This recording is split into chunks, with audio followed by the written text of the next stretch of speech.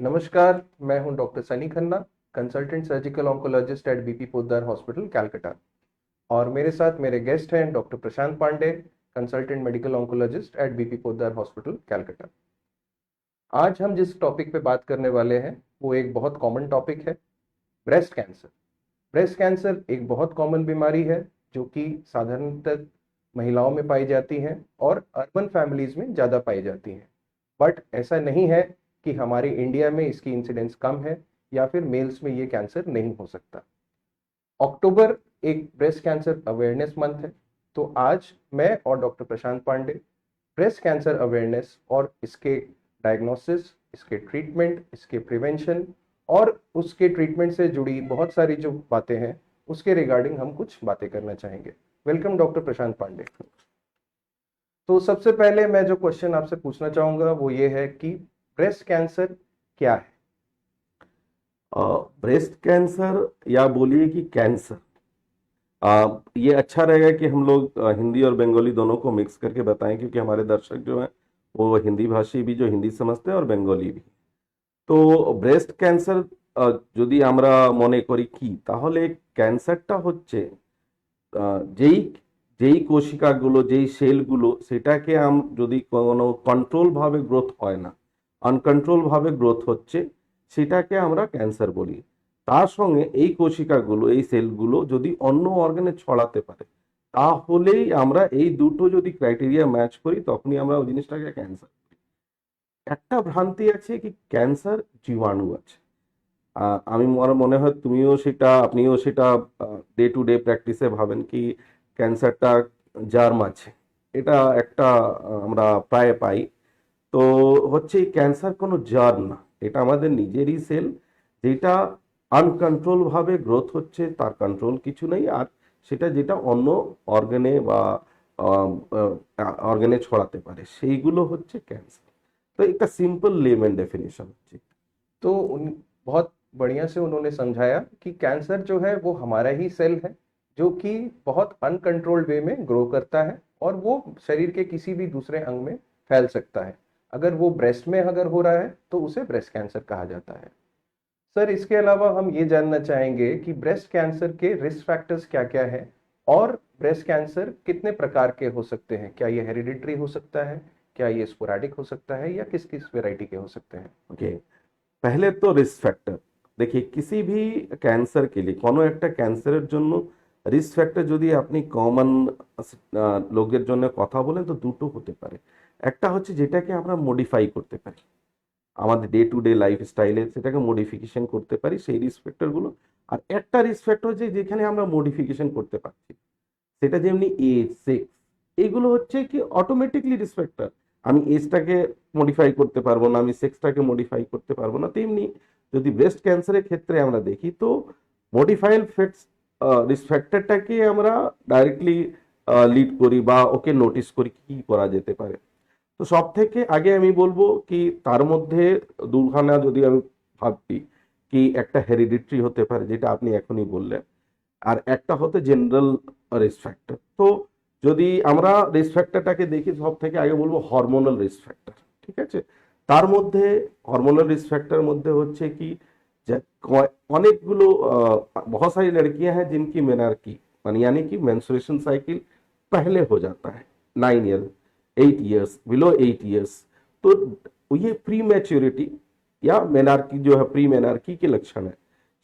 ये जितना दिन आपका हार्मोनल एक्सपोजर होगा, जनरली एस्ट्रोजन एक्सपोजर होगा, वो रिस्क फैक्टर आपको कैंसर के लिए बढ़ाएगा।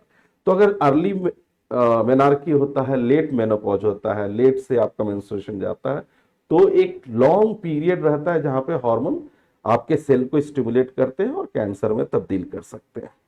अब इसके फैक्टर क्या क्या हो सकते हैं? अगर आपकी मैरिज जो है बहुत लेट हो रही है, इश्यू आपके हैं वो एक है, और वो भी लेट से हो रहे हैं।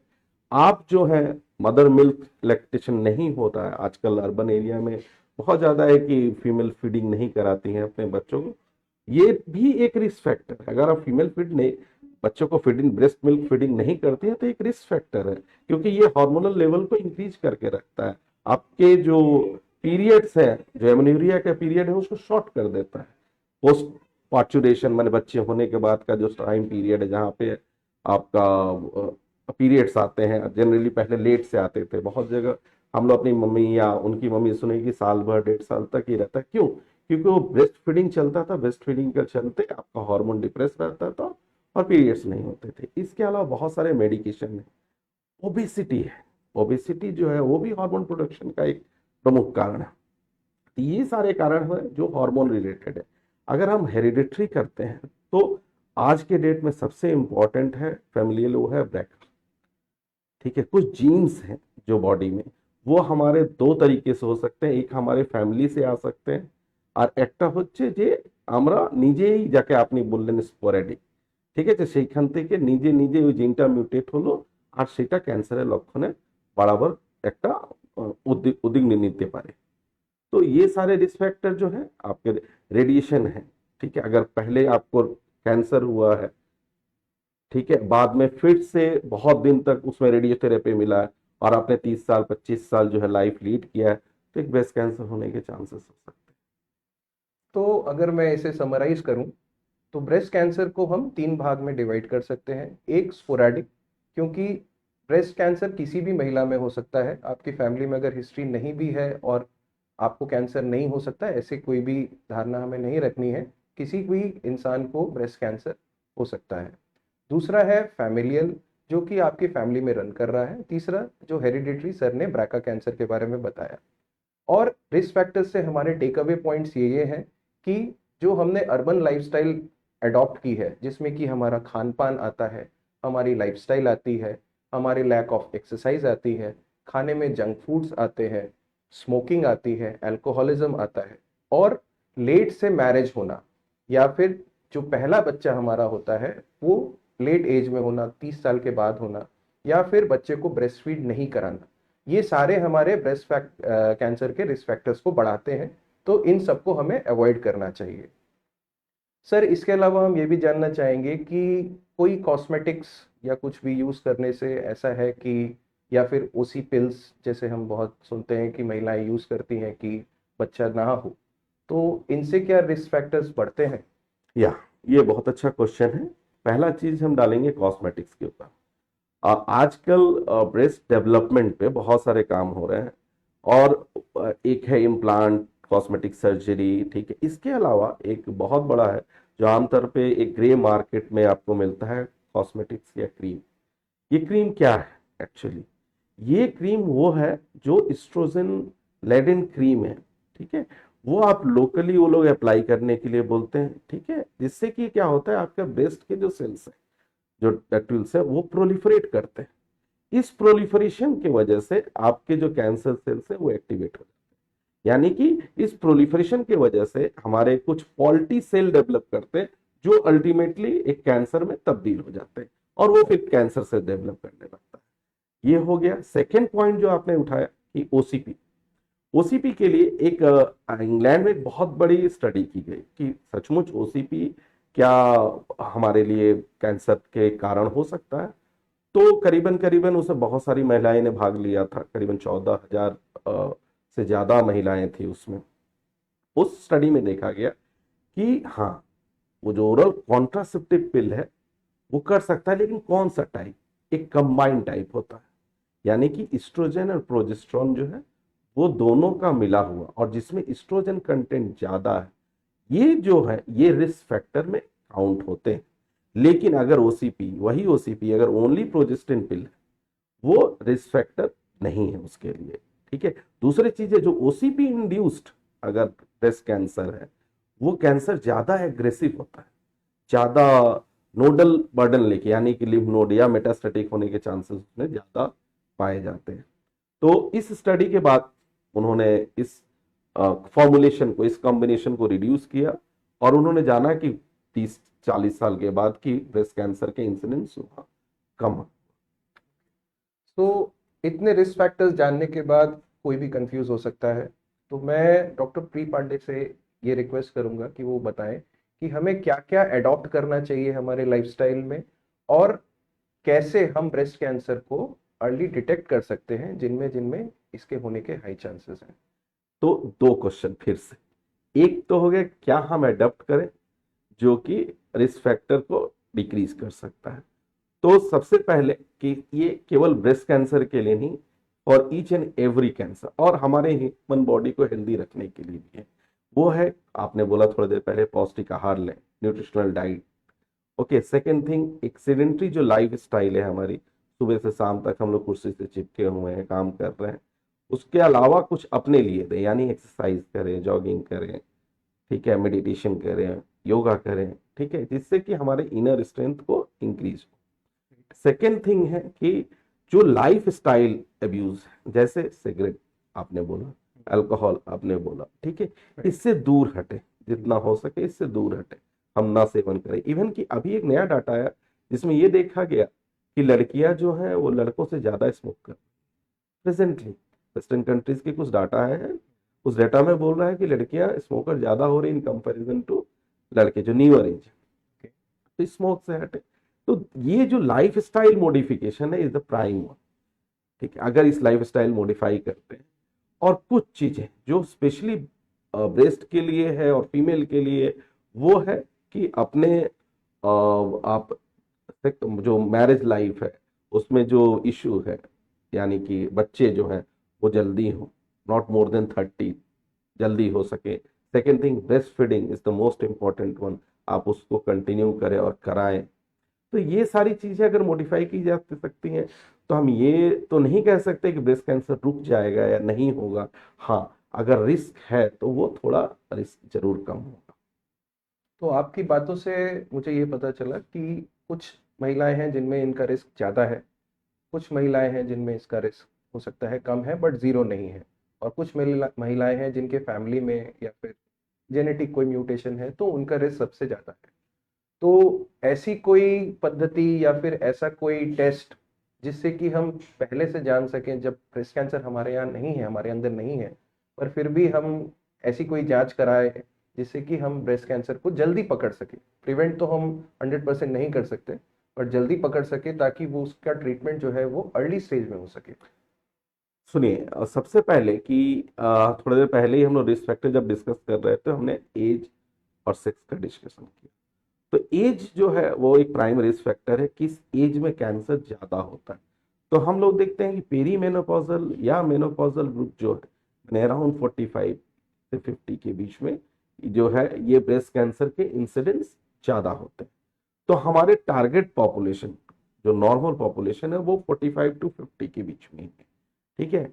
अगर 45 में हम ऐसा कुछ करें जिससे कि हम डायग्नोस करने की कोशिश करें कुछ एबनॉर्मलिटीज है कि नहीं ब्रेस्ट की, तो निश्चित तौर पे हम ब्रेस्ट के इंसिडेंस को पहले पकड़ सकते हैं, ठीक है। इसमें एक सबसे कारगर उपाय है कि एक मास स्क्रीनिंग, जिसको हम बोलते हैं कि ब्रेस्ट स्क्रीनिंग, ओके। ठीक है। आप बहुत जगह सुने होंगे अवेयरनेस प्रोग्राम के तहत, टीवी में, फोन्स में, व्हाट्सएप में, कि अवेयरनेस प्रोग्राम चल रहा है। तो सबसे इम्पॉर्टेंट जो है वो है स्क्रीनिंग, स्क्रीनिंग बाय मैमोग्राफी, ठीक है। इस मैमोग्राफी को करना कब है, ये इंपॉर्टेंट है। तो इसमें दो ग्रुप हम डालते हैं, एक है कि नॉर्मल पॉपुलेशन जो विदाउट एनी रिस्क फैक्टर है, ठीक है। एक है जो फेमिलियल रिस्क फैक्टर है, ठीक है। करेक्ट। तो जो विदाउट एनी रिस्क फैक्टर है उसके लिए जनरली 45 से, ठीक है। आप करते हो मैमोग्राफी, कहीं कहीं गाइडलाइन एवरी 5 ईयर्स दिया है कि 5 साल में एक बार, लेकिन हमारा इंडियन जो है उसमें कहता है कि अगर पूरे लाइफ टाइम 2 बार भी करते हो तो मोर देन एनफ, ठीक है। और ये हम कब तक करें, 45 से स्टार्ट तो हम कर दिए, लेकिन कब तक करें, हमारी जो अमेरिकन गाइडलाइन है वो कहता है कि तब तक किया जाए जब तक कि लाइफ एक्सपेक्टेंसी वो मोर देन, मैंने अप्रोक्सीमेट 10 ईयर्स का रहे, तब तक हम ये स्क्रीनिंग कर सकते हैं। लेकिन उनके लिए जिनके लिए रिस्क फैक्टर है, ठीक है, फैमिली में एक ब्रेस्ट कैंसर हुआ, फैमिली में ओवेरियन कैंसर हुआ, क्योंकि ब्रेस्ट कैंसर और ओवेरियन कैंसर बहुत हद तक एक ही जीन से रिलेटेड है। तो उस केस में ये देखा गया कि अगर जो फर्स्ट इंडेक्स केस हुआ उस फैमिली का, वो किस एज में हुआ, ओके। अगर ब्रेस्ट कैंसर उस वहां पे हमारा 30 ईयर्स में किसी लेडी को हुआ है, तो ये है कि 5 to 10 ईयर्स बिफोर दैट आप स्क्रीनिंग स्टार्ट कर सकते हो। लेकिन ये कौन सा स्क्रीनिंग, ये क्या मैमोग्राफी होगा? नहीं, यहाँ मैमोग्राफी का रोल काफी कम हो जाता है। क्योंकि यंग जो पेशेंट हैं उनके बहुत डेंस ब्रेस्ट होते हैं, ठीक है, बहुत ज़्यादा फैटी कंटेंट होता है, तो हमारा मैमोग्राफी रिपोर्ट जो है, diagnostic mammography sorry screening mammography के रिपोर्ट सही नहीं आते हैं, तो वहाँ पे यूएसजी का भी रोल आता है, अल्ट्रासोनोग्राफी करने का भी रोल आता है। तो ये दो ग्रुप हैं जिसके आप स्क्रीनिंग कर सकते हैं, एक फैमिलियल वाले जिनका ऑलरेडी फैमिली में हिस्ट्री है, दूसरा नॉर्मल रिस्क ग्रुप। तो दो तरीके से हमें दो जांचें मिली, जो कि अगर लोअर एज ग्रुप है 40-45 से कम, तो उसमें अल्ट्रासोनोग्राफी करनी है, क्योंकि उसमें आपका ब्रेस्ट जो है वो डेंस ब्रेस्ट है, बहुत ज़्यादा ग्लैंडुलर है। और जब 45 के बाद मैमोग्राफी, उसके डिफरेंट गाइडलाइंस में डिफरेंट रिकमेंडेशन है। कोई एनुअल बोलता है, मतलब हर साल में एक बार, कोई 5 साल में एक बार, बट उसे 45 से स्टार्ट करना है। अगर आपके फैमिली हिस्ट्री है तो उसे कम एज ग्रुप में स्टार्ट करना है। और सर ने इंडेक्स केस बताया, मतलब ये आपकी फैमिली का पहला केस है जो कि पकड़ाया गया है, और वहां से जेनेटिक टेस्ट करके पता चला कि आपके फैमिली में ब्रैका म्यूटेशन है। तो उस केस में हमें अपनी स्क्रीनिंग जो है वो जल्दी स्टार्ट करनी है। बट सर, सिर्फ यूएसजी और मैमोग्राफी, ये तो बहुत लेट एज ग्रुप में आ रही है। ब्रेस्ट की अवेयरनेस आपको क्या लगता है कि उसके पहले स्टार्ट करनी चाहिए, माने महिलाएं बिना जांच के, किसी रेडियोलॉजिकल जांच के, कोई क्लिनिकल जांच हो या खुद से कोई जांच हो, ऐसा भी कुछ कर सकती हैं? और वो किस एज ग्रुप में करना चाहिए उन्हें? ये एक लास्ट 2 इयर्स में इसके लेके बहुत डिबेट हुए, ठीक है, पैन इंडिया डिबेट हुआ है। इस डिबेट में देखा गया, जो निष्कर्ष निकल के आया कि हाँ, ये क्लिनिकल ब्रेस्ट एग्जामिनेशन एक होता है और एक प्रोफेशनल ब्रेस्ट एग्जामिनेशन, मतलब वो आपकी नर्सिंग स्टाफ या वो करते हैं, और एक सेल्फ ब्रेस्ट एग्जामिनेशन, ठीक है, जो हम आईने के सामने या बाथरूम में कर सकते हैं, जो खुद औरत अपना ब्रेस्ट एग्जामिन करती है। उसके तरीका है, आप मिल जाएगा, बता दिया जाता है, आप खोजेंगे तो नेट वगैरह सब में अवेलेबल है। लेकिन ये इंपॉर्टेंट है कि क्लिनिकल ब्रेस्ट एग्जामिनेशन और सेल्फ ब्रेस्ट एग्जामिनेशन कब करें, ठीक है।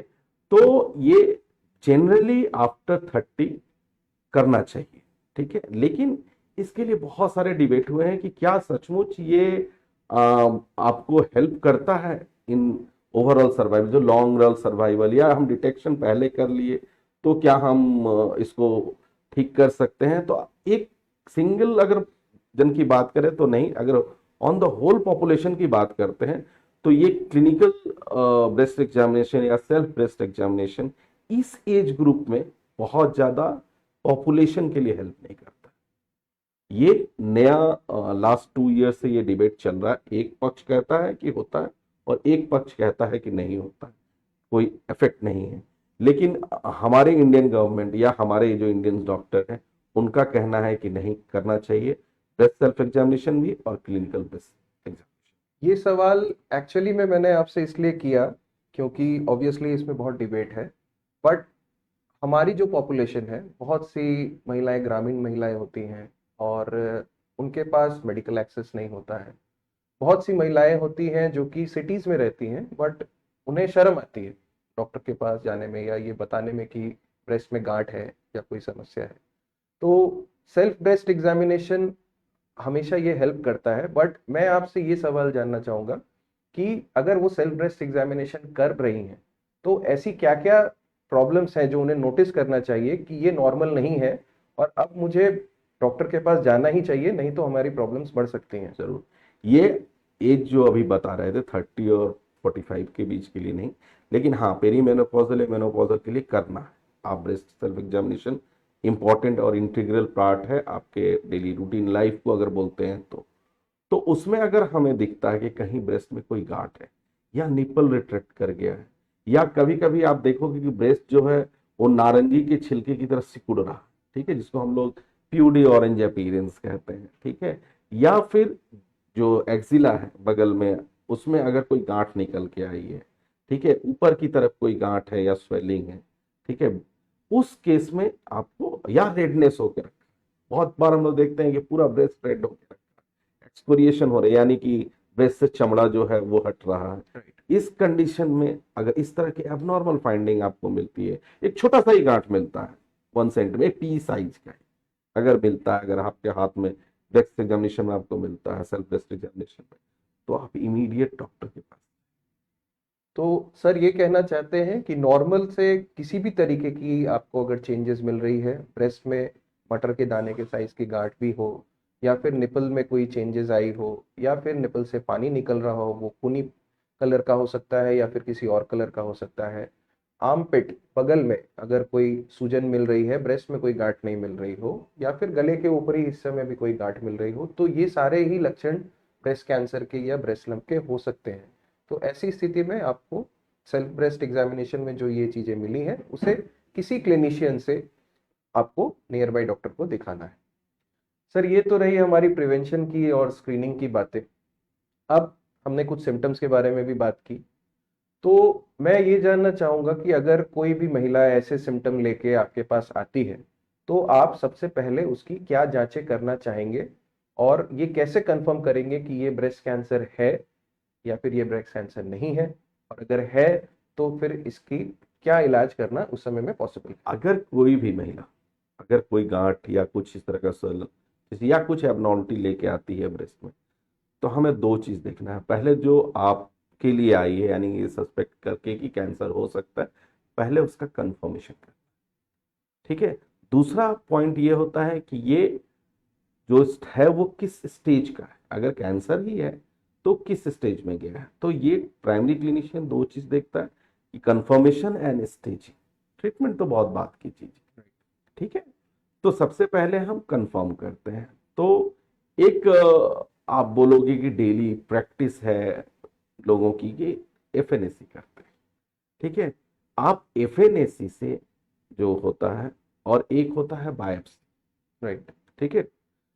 तो एफएनएसी और बायोप्सी में आज के युग में जहां पे हम एक तरह से बोलिए कि पर्सनलाइज्ड मेडिसिन की तरफ जा रहे हैं, हमारे लिए अलग ट्रीटमेंट, आपके लिए अलग ट्रीटमेंट, एक ही डिजीज के लिए, जिसको बोलते हैं पर्सनलाइज्ड, वहां एफएनएसी का जो उपयोग है काफी कम है। हम एफएनएसी से कैंसर है कि नहीं है वो पता कर सकते हैं, ठीक है। और वो भी चांसेस अराउंड 70%, 30% चांस है क्या मिस भी कर सकते हैं, ठीक है। तो एफएनएसी और ट्रू कट बायोप्सी में बहुत बड़ा डिफरेंस नहीं होता है ड्यूरिंग प्रोसीड्योर। तो जब हम एफएनएसी कर रहे हैं किसी पेशेंट का, उसी से हम ट्रू कट बायोप्सी, उसकी जगह हम ट्रू कट बायोप्सी करते हैं। तो जहां एफएनएसी से सेल मिला है, वहां ट्रू कट बायोप्सी से हमें टिश्यू मिलेगा, ठीक है। और उस टिश्यू से हम ये कंफर्म भी करेंगे, और उसकी मॉलिक्यूलर, यानी कि वो क्या जेनेटिक स्ट्रक्चर में है, क्या पैटर्न है उसका, ये सारा इंफॉर्मेशन उस बायोप्सी सैंपल से हम गैदर कर सकते हैं, करेक्ट, ठीक है। तो पहला चीज कि हम उसके एक रूटीन टेस्ट जो है वो किए, करने के बाद से ब्लड वगैरह रिपोर्ट में सब ठीक है कि नहीं। ऐसा भी हो सकता है कि कैंसर भी हो और कुछ भी बीमारी वो लेडी लेके चल रही है जो इसके बायोप्सी और फर्दर इन्वेस्टिगेशन को अफेक्ट करेगा, ओके। तो हम पहले एक रूटीन ब्लड चेकअप करके हम ये देखते हैं कि वो सारा चीज नॉर्मल है कि नहीं, जिससे बायोप्सी और फर्दर इन्वेस्टिगेशन कर सकते हैं, ठीक है, ठीक है। तो बायोप्सी होने के बाद से एक मेथड है इम्यूनोहिस्टोकेमिस्ट्री, वो करते हैं जिससे कि हम जेनेटिक पैटर्न को फाइंड आउट कर पाए, कुछ टारगेट फाइंड आउट कर पाए। अगर यहाँ कंफर्मेशन हो जाता है कि ये कैंसर है, तब हम स्टेजिंग की तरफ बढ़ते हैं। तो स्टेजिंग के बहुत सारे मोड हैं, ठीक है। अगर थोड़े स्टेज 2 ऑनवर्ड हमें कैंसर दिख रहे हैं, तो उस केस में हम सीटी चेस्ट, एब्डोमेन और बोन स्कैन भी कर सकते हैं। और नया जो है, जिसको हम आप सुनते होंगे पेट सीटी स्कैन, अगर ये तीनों नहीं करते हैं और हम केवल पेट सीटी करते हैं, तो स्टेजिंग हम पूरा कर लेंगे पेट सीटी से ही, हमें ये सीटी स्कैन चेस्ट एब्डोमेन नहीं करना। लेकिन एक इम्पॉर्टेंट ये भी चीज है कि इसके साथ साथ हम अलग जो कॉन्ट्रालेटरल ब्रेस्ट, जिस ब्रेस्ट में कैंसर हो उसके वाले ब्रेस्ट के, उसका भी हम फिर से मेमोग्राफी करेंगे। अगर नहीं हुआ है मेमोग्राफी बाहर में, तो हम मेमोग्राफी करेंगे, दोनों ही ब्रेस्ट का मेमोग्राफी करके ही ये सारा चीज स्टार्ट करें। तो ये इनिशियल इन्वेस्टिगेशन। तो सर का कहने का मतलब ये है कि ब्रेस्ट की बहुत सारी जांचें हैं कैंसर जानने के लिए और कैंसर की स्टेजिंग करने के लिए। जो मोस्ट कॉमन और मोस्ट इफेक्टिव है वो है ट्रू कट बायोप्सी। एफएनएसी एक ऑल्टरनेटिव है, लेकिन एफएनएसी के बेसिस पे फर्दर ट्रीटमेंट प्लान करना थोड़ा मुश्किल है। ट्रू कट बायोप्सी हमेशा करानी चाहिए। ट्रू कट बायोप्सी करने के बाद उसमें कुछ हार्मोनल प्रोफाइल के मार्कर, जैसे कि ER, PR, HER2/neu, Ki-67 किया जाता है, और उसके बेसिस पे हम ब्रेस्ट कैंसर को 4 भाग में डिवाइड करते हैं: luminal A, luminal B, HER2 positive and triple negative. हर का ट्रीटमेंट अलग है, इसीलिए ट्रू कट बायोप्सी बहुत ज़्यादा ज़रूरी है। सिर्फ FNAC के बेसिस में ट्रीटमेंट कभी नहीं कराना चाहिए। इसके अलावा स्टेजिंग वर्कअप में, जैसे कि सर ने बोला, वो आपके डॉक्टर साहब देख के डिसाइड करेंगे कि आपको CT स्कैन और बोन स्कैन की ज़रूरत है या फिर आपको पेट CT स्कैन करने की ज़रूरत है। इस स्टेजिंग को करने के बाद हम यूजुअली 4 स्टेज में डिवाइड करते हैं: स्टेज 1 एंड स्टेज 2, जहाँ की बीमारी सिर्फ ब्रेस्ट में ही लोकलाइज्ड है; स्टेज 3, जो कि रीजनल डिजीज है, मतलब बगल में, आर्मपिट में या फिर गले के आसपास फैली हुई है; और स्टेज 4, जब बीमारी ब्रेस्ट और बगल में फैलने के अलावा और भी कहीं पे, जैसे कि लिवर हो सकता है, हड्डी हो सकती है, लंग्स हो सकता है, वो कहीं पे भी फैली हुई है। तो इसके अकॉर्डिंगली ट्रीटमेंट डिवाइड होती है। सर, मैं आपसे ये जानना चाहूँगा कि आप सबसे कॉमन किस स्टेज में, आपको यहाँ के पेशेंट्स जो है इंडियन पॉपुलेशन के, वर्ल्ड का छोड़ दीजिए, आपके पॉपुलेशन में सबसे कॉमन स्टेज बीमारी कौन सी आती है स्टेज 1, 2, 3, 4 में? तो सबसे कॉमन स्टेज 3 है। स्टेज 3। सबसे कॉमन स्टेज 3 है। उसके बाद स्टेज 4 है, स्टेज 2 नहीं। इसका कोई कारण कि आपको इतनी देर से मरीज आ रहे हैं, या फिर माने आपको क्या लगता है, ऐसा क्या कारण है कि लोग स्टेज 1 या स्टेज 2 में आपके पास नहीं आ पा रहे हैं, स्टेज 3 में ही आ रहे हैं? तो इसका अगर हम स्टडी करें या देखें चीज़ों को, जो हमें समझ में आती है, वो सबसे इम्पोर्टेंट है कि लैक ऑफ नॉलेज। ओके। ठीक है, या लैक ऑफ अवेयरनेस, ये सबसे इम्पोर्टेंट है। इसमें क्या है कि जो पेशेंट है वो इस चीज के बारे में जानता ही नहीं। ठीक है, कि उसको ये चीज कैंसर भी हो सकता है। रूरल एरिया से, गांव से जो औरतें आती हैं, ठीक है, उनको पता ही नहीं कि ऐसी चीजें होती हैं। ट्यूमर है, ट्यूमर है, ट्यूमर है। वो अल्टरनेटिव मेडिसिन की तरफ अप्रोच करती। बहुत सारे, बहुत दिन तक औरतें जो है वो होम्योपैथी, होम्योपैथी, आयुर्वेदिक, ये आयुर्वेदिक, सारे ठीक है, ट्रीटमेंट चलते हैं। जादू टोना टटका, ये सब चलता है बहुत ज्यादा, बहुत दिन तक। ठीक है, उसके बाद जब वो अनकंट्रोल हो जाता है, तब वो डॉक्टर के पास पहुंचती है। तो सबसे पहले लैक ऑफ नॉलेज और अवेयरनेस की कमी, कि ब्रेस्ट कैंसर बोल की चीज है, इसकी ट्रीटमेंट, रोकथाम ठीक हो सकता है। दूसरा है कि ये डर, एंजाइटी, ठीक है, कि जिनको पता भी है वो एक स्टेट ऑफ डिनाइल में रहती है कि उनको कैंसर हो ही नहीं सकता। ठीक है, ये ट्यूमर है, वो एक फियर रहता है डॉक्टर पास जाने का, कैंसर बोलने का। ठीक है, एक दूसरा तीसरा चीज है कि कैंसर अभी भी लोगों में एक सोशल स्टिग्मा की तरह है। बहुत आपको आश्चर्य होगा कि कुछ दिन पहले हम एक पेशेंट से मिले।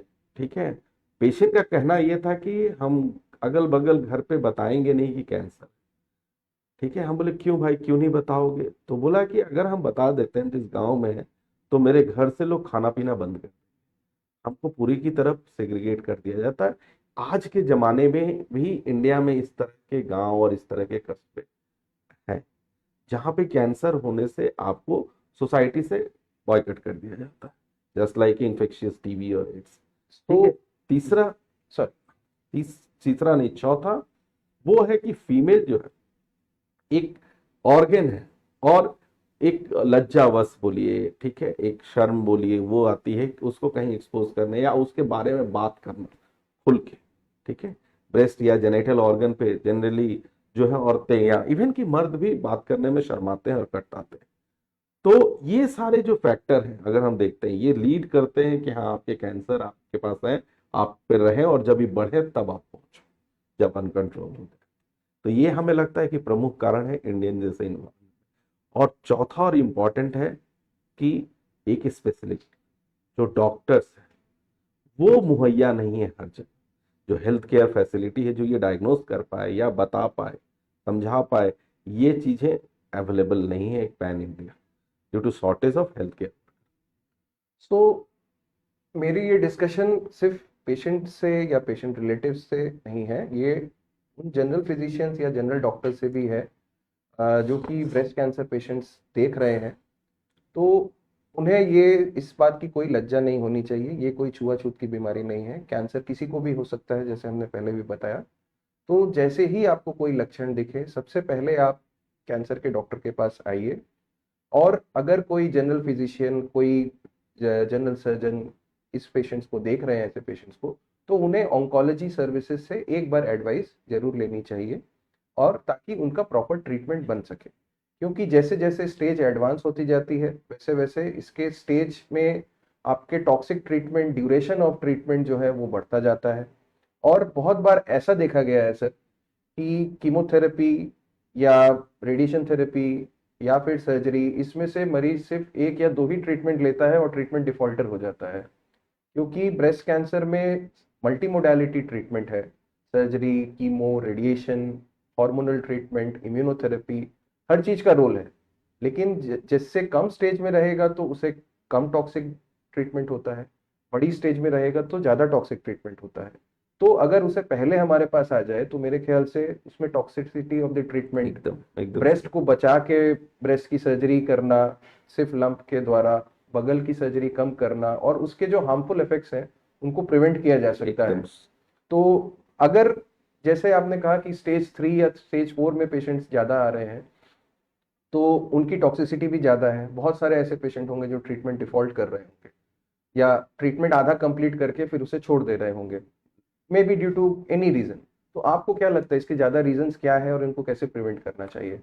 देखिए, अगर हम देखते हैं तो सबसे पहले है कि ट्रीटमेंट के दौरान फाइनेंशियल टॉक्सिक, इंडिया जो डेवलपिंग कंट्री है उसमें फाइनेंस इशू बनता है। तो एक फाइनेंशियल कैंसर ट्रीटमेंट में एक फाइनेंशियल टॉक्सिसिटी है, नो डाउट। ठीक है, ये एक पेशेंट का डिफॉल्टर होने का एक कारण है। दूसरा कारण है कि आपका टॉक्सिसिटी ऑफ ट्रीटमेंट। आप अगर केमोथेरेपी दे रहे हो, उसकी टॉक्सिसिटी है, जिसकी वजह से पेशेंट आपके पास फिर से डिफॉल्ट कर जाता है। ठीक है। तीसरा है कि अगर वो स्टेज 4 का डिजीज है तो ट्रीटमेंट बहुत दिन तक चल रहा है, तो जो जो फैमिली मेंबर है ना, वो फिजिकली, हो सकता है फाइनेंशियली नहीं, लेकिन फिजिकली एग्जॉस्ट होने लगते हैं, थक जाते हैं ट्रीटमेंट कराते कराते। ठीक है।